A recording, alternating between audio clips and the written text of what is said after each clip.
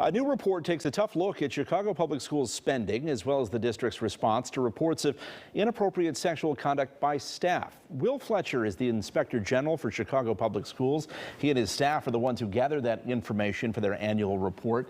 Thank you for being here. It's nice to be able to kind of talk through some of your findings. Thanks for having me. So when we're talking about reports of inappropriate sexual conduct in schools, your staff opened 447 cases last year. I mean, that's investigating everything from, if a student says somebody made a creepy comment in class to criminal sexual assault. Is it happening more, or is it being reported more? I think it's being reported more. CPS back in 2018 made a big effort to give students a voice, make sure that staff is accountable for reporting these types of violations, and then CPS also expanded the types of violations that they wanted to have reported.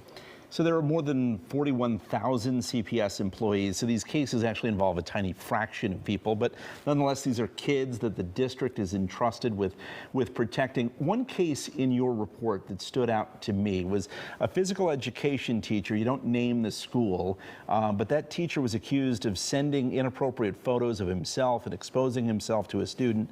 The child reported him to not one, but two staff members who your report says both did nothing. In fact, they protected the teacher. Failing to report, one staff member actually blamed the student for dressing provocatively. How does that happen in this day and age? And when it comes to inappropriate sexual conduct by staff members, how serious are other staff members, the ultimate reporters, taking it? In most cases, they take it very seriously. And we hear about complaints from staff members all the time about their colleagues. But in the case that you're mentioning, they didn't take it seriously at all. And all staff members are trained to report these sorts of things, and that didn't happen here. But what was the consequence for those two staff members who didn't report? Because the teacher faced criminal charges. The teacher faced, the teacher faced criminal charges. The staff members were disciplined, but not ultimately terminated. So still working in city schools. That's right. Is that an issue that you find time and time again, where maybe your investigators find serious misconduct, but in the end, not much is done? Not much is done sometimes by law enforcement, or they're not criminally prosecuted, but CPS takes these allegations very seriously as a rule, and the subjects of the investigations who are found to have violated, whether they're minor rules or even severe rules, CPS doesn't hesitate to terminate those individuals. In this case that you mentioned, however, that did not happen.